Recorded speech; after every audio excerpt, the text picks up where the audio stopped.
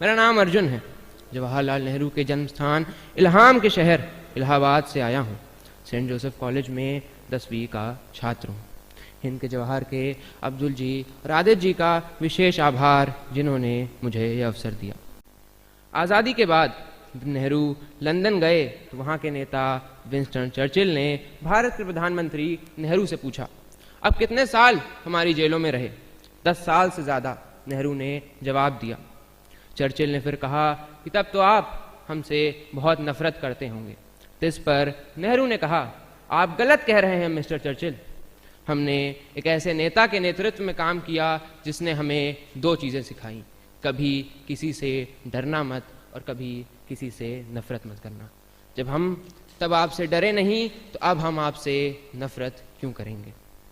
नेहरू देश के आत्मबल और स्वाभिमान के प्रतीक नेहरू, बुद्धिमता की जीती जागती प्रतिमा नेहरू, अंग्रेजों को निर्भीक स्वरों में ललकारने वाले नेहरू, अंधविश्वास, सांप्रदायिकता, जातिवाद से लड़ने वाले नेहरू, क्रांति के अग्रदूत नेहरू और शांति के उपासक नेहरू, भारतीय जनता के हृदय सम्राट नेहरू, विनोबा भावे के शब्दों में कहें तो लोकदेव नेहरू।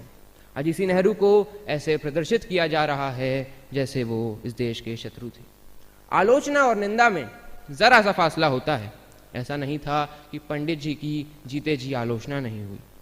यहाँ तक कि नेहरू जी ने खुद चाणक्य के नाम से लेख लिखे और खुद अपनी ही आलोचना की।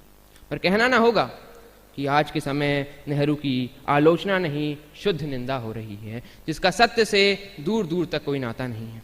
ये निंदा एक कौम के रूप में हमारी खुदगर्जी भी प्रदर्शित कर रही है कि किस तरह हम अपने देश के सबसे बड़े नायक, जो देश की आज़ादी के लिए 10 साल से भी ज़्यादा जेल में रहा, जिसने देश के उत्थान के लिए सर्वस्व लगाया, उस पर एक बेहद पतित तरीके से बात कर रहे हैं।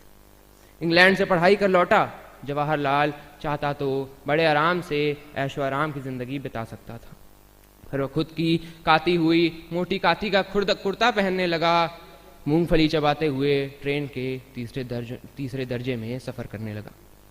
देखते ही देखते कैम्ब्रिज से पढ़ा लड़का गांव-गांव जाकर किसानों की सभाएं करने लगा और किसानों का नेता बन गया।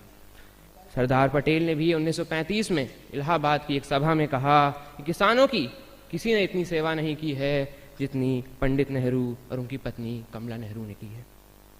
नेहरू की ये सादगी और देशवासियों के लिए उनका प्रेम प्रधानमंत्री बनने के बाद भी नहीं बदला। 1960 के दशक में बांध परियोजनाओं का उद्घाटन वो अक्सर वहाँ मौजूद किसी मजदूर से कराते थे, जो मिट्टी में सने कामगारों के साथ बैठ जाते थे और उन्हें बताते थे कि तुम सिर्फ मिट्टी नहीं ढो रहे हो, तुम अपना मुल्क बना रहे हो। नेहरू क्या थे ये आप महात्मा गांधी के 20 जनवरी 1948 को दिए वक्तव्य से भी समझ सकते हैं। गांधी कहते हैं, यहाँ जितने लोग दुखी हैं उनके लिए तो पंडित जी ऐसे हैं कि उनको सुलाकर सोने वाले हैं। मानो एक ही बिछौना है, बाकी सब गीला है, तो नेहरू सूखे में दुखी को सुलाएंगे, खुद चाहे घूमते ही रहें उनको। और आपको धन्यवाद देता हूँ कि हमारे यहाँ ऐसा एक रत्न है। एक ऐसे समय में जब अधिकतर नेता देश को धर्म के नाम पर बांट रहे हैं, तब नेहरू हमारे नेताओं को सिखाने का काम करते हैं कि किस तरह बिना धर्म और जाति का नाम लिए बिना भी लगातार भारी बहुमत से 3 आम चुनाव जीते जा सकते हैं। जनवरी 1948 की बात है। गांधी अपने अंतिम उपवास पर थे। नेहरू जब बिरला भवन के गेट पर पहुंचे तो एक भीड़ नारे लगा रही थी, गांधी को मर जाने दो। पंडित जी ने नारे सुने तो तमक के गाड़ी से उतरे और भीड़ में जा घुसे। चिल्लाकर पूछा, कौन गांधी को मारना चाहता है? गांधी से पहले मुझे मारो। गांधी और नेहरू, लेखक सुशोभित के शब्दों में कहें तो आधुनिक भारत के 2 अनिवार्य नक्षत्र, वस्तु और रूप, चरखा और गुलाब, यानी भारत का अद्वैत। नेहरू की माँ स्वरूप रानी नेहरू का एक किस्सा मुझे याद आता है कि इलाहाबाद में अप्रैल 1932 में पुलिस ने उन पर लाठीचार्ज किया, सिर पर गहरी चोटें आई। बरेली जेल में बंद अपने पुत्र को इसके बारे में बताते हुए उन्होंने लिखा, एक बहादुर बेटे की माँ को कुछ तो उसके जैसा होना चाहिए। आज के दौर में नेहरू की प्रासंगिकता इसलिए भी बढ़ जाती है क्योंकि जिन समस्याओं से आज हम घिरे हैं उन पर नेहरू जो कहते हैं वो बेहद महत्वपूर्ण है। 15 अगस्त 1954 को वे कहते हैं, अगर कोई धर्म वाला ये समझता है हिंदुस्तान पर उसी का हक है, औरों का नहीं, तो उसने हिंदुस्तान की राष्ट्रीयता और कौमियत को वो समझा नहीं है। वह हिंदुस्तान की आज़ादी का एक मायने में दुश्मन हो जाता है, उस आज़ादी के टुकड़े करता है, क्योंकि हिंदुस्तान की जड़ है आपस में इत्तेहाद, और हिंदुस्तान में जो मुख्तलिफ धर्म जातियाँ हैं उनसे मिलकर रहना। नेहरू आगे कहते हैं, मजहबी झगड़े मजहबी तो होते नहीं, धार्मिक तो होते नहीं, वे तो धर्म का नाम लेकर सियासी होते हैं, राजनीतिक होते हैं।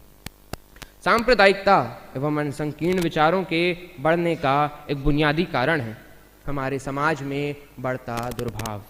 मानो हम तैयार बैठे हैं दुश्मन बनाने को। एक मुसलमान ने बुरा किया, सब मुसलमान बुरे हो गए। एक हिंदू ने बुरा किया, सब हिंदू बुरे हो गए। हम तैयार बैठे हैं सिद्ध करने को, एक ने सिद्ध किया कि सब सिद्ध हो गए। पर मजे की बात यह है कि अगर एक अच्छा करता है तो सब अच्छे सिद्ध नहीं होते, दुश्मन तो सब सिद्ध हो जाते हैं। इसी दुर्भाव को कम करना है, इसी दुर्भाव गिराने को गांधी अहिंसा कहते हैं, बुद्ध करुणा कहते हैं, जीसस सेवा कहते हैं। ये सब शब्दों के भेद हैं, पर बात ये पक्की है कि तुम सामने वाले में दुश्मन मत देखो। इसीलिए कबीर कहते हैं, घट घट में वह साईं रमता, कटुक वचन मत बोल रे। इसलिए ईशा उपनिषद का पहला श्लोक है, ईशा वास्मिदम सर्वम यत्किंच जगत्याम जगत, यानी संपूर्ण संसार ईश्वर से व्याप्त है। क्योंकि कम से कम हर व्यक्ति में मित्र देखो, क्योंकि हर हृदय में वही है, हर श्वास में वही है। बुद्ध, कबीर, उपनिषद सब यही कहना चाह रहे हैं कि घृणा, वैमनस्य, क्रोध को बीच में मत लाओ। क्रोधित किस पर होगे, घृणा किससे करोगे, वही एक सब में है। भारत में अगर तमाम हमलों के बाद भी आज अगर लोकतंत्र जीवित है तो इसका श्रेय अगर सबसे पहले किसी को जाना चाहिए तो नेहरू को है। पाकिस्तान की हालत आज आप देख लें।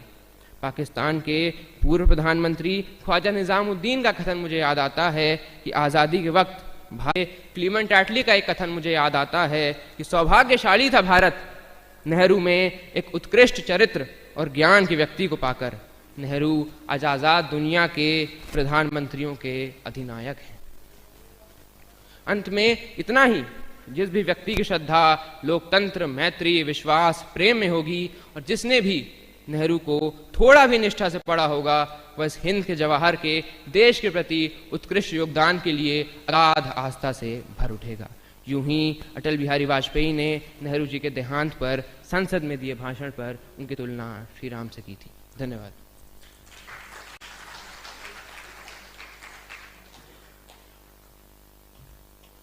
बहुत बहुत धन्यवाद अर्जुन जी।